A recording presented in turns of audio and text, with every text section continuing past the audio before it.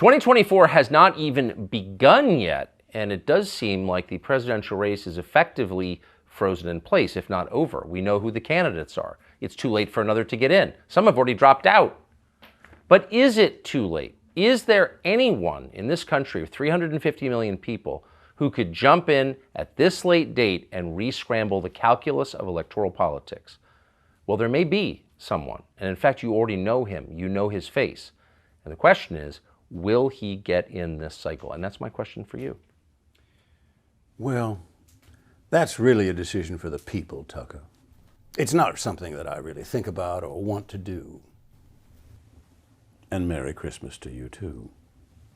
But I've always believed that nothing should be off the table in life or in art. I think we could both agree that we need to get some adults back in the room, so if that means taking on the chief executive role, well, that's a sacrifice I'm willing to make for this great nation. Adults in the room, I love it. I could see it as a bumper sticker. Is that your campaign slogan? Well, that's not a bad idea.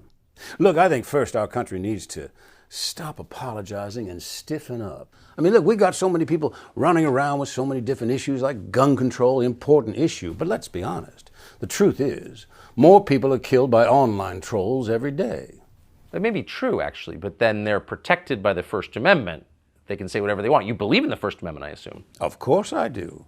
Look, people spewing ridiculous ideas is nothing new, and they should always have that right. But the problem is, somewhere along the way, we started listening. And we should remember the salient words of Benjamin Franklin, who said, "Do not believe anything of what you hear and only half of what you see." And he wasn't telling people to stop talking. He was telling us to stop listening. So let's stop blaming bots and college kids and start telling leaders what leadership really means.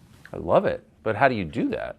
Well, this country is mired in so much contradiction and confusion. We don't even know how we can help anyone anymore because we can't agree who needs help.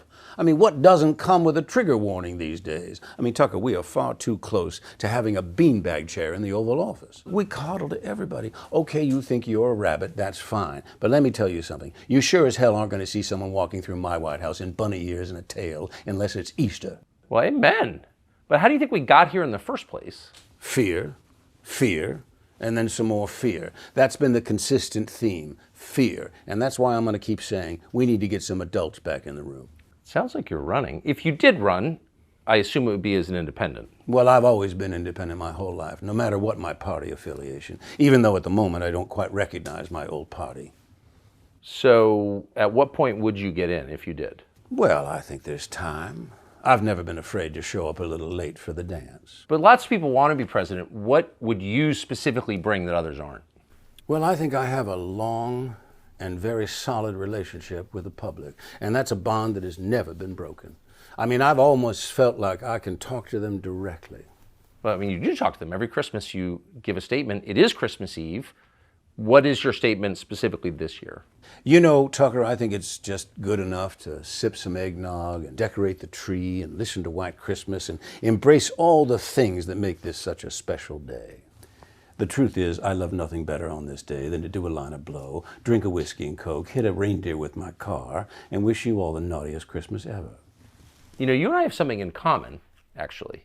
Oh, yes, we both got canned by our network. True, but they actually tried to kill you. Yes, but here we are, Tucker, bigger than ever. So looking back on all the drama, do you think that legacy media played a role in what happened to you? Look, I think they're trying to do their best to stay relevant.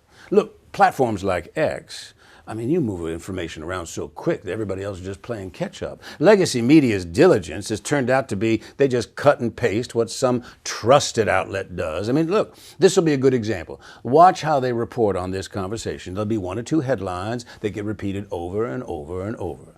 I think actually if legacy media wants to survive, they're going to have to start slowing down. That's smart. I agree with that.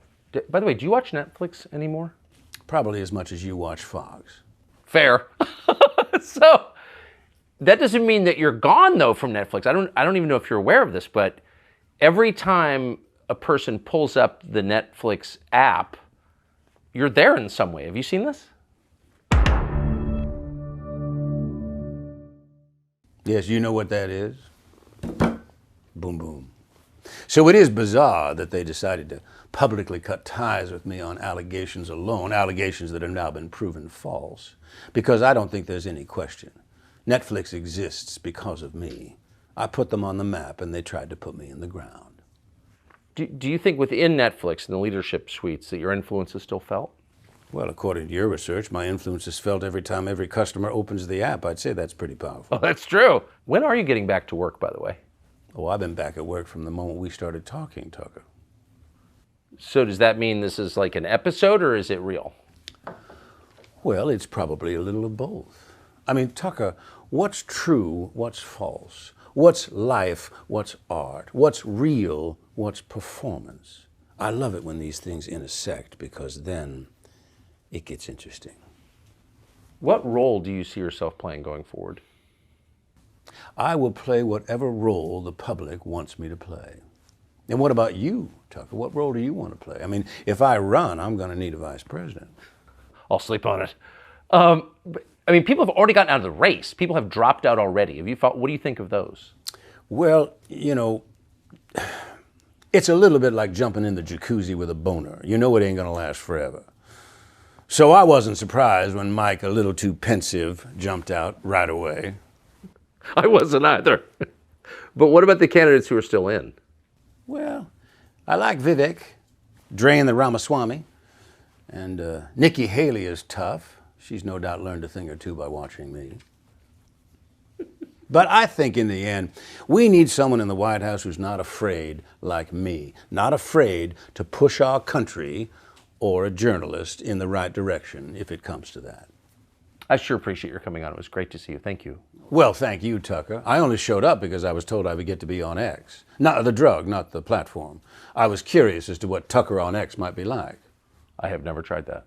Well, you wouldn't be the first guy to tell me you'd never tried that before.